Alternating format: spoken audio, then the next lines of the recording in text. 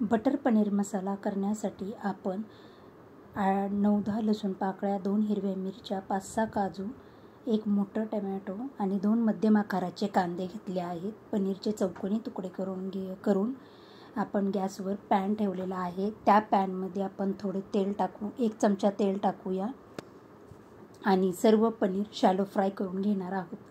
सर्व paneer shallow fry झाले की एका प्लेटमध्ये काढून घेऊया आणि त्याच पॅनमध्ये आपण कांदा फ्राय करणार आहोत.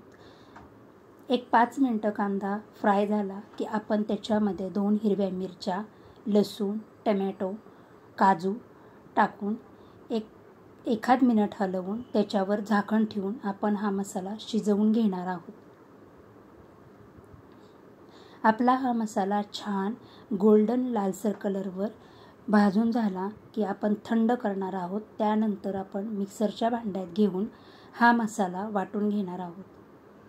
अशा पद्धतीने आपला पनीर मसाला तयार झालेला आहे.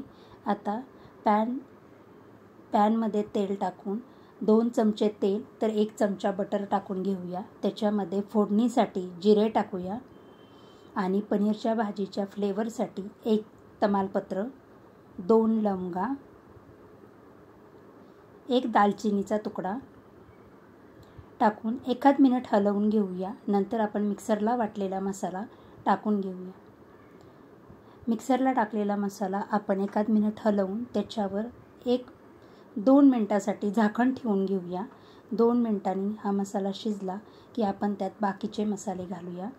अर्धा चमचा हळद, अर्धा चमचा धणे पावडर, 1 चमचा कश्मीरी लाल तिखट टाकून मिक्सरच्या भांड्यात थोडे पाणी टाकून आपण हे पाणी मसाल्यात टाकून घेऊया आणि झाकण ठेवून 5 मिनिटासाठी हा मसाला आपण छान असा शिजवून घेऊया. तुम्ही बघू शकता आपल्या मसाल्याचा कलर चेंज झालेला आहे आणि आपला मसालाही किती छान पद्धतीने शिजलेला आहे. आता आपला पनीर मसाला तेल सोडायला लागला की मग आपण त्याच्यामध्ये अर्धा ग्लास पाणी टाकणार आहोत. कारण की मी ग्रेव्ही टाईप भाजी करते आहे, त्यासाठी मी अर्धा ग्लास पाण्याचा वापर करणार आहे. आणि छान अशी आपल्या ग्रेव्हीला उकळी आली की पनीरचे तुकडे टाकून घेऊया. पनीरचे तुकडे टाकले की आपण चवीनुसार मीठ टाकणार आहोत आणि सुहानाचा पनीर मसाला आपण अर्धा चमचा टाकूया, कारण की त्यामुळे भाजीला टेस्ट छान येते.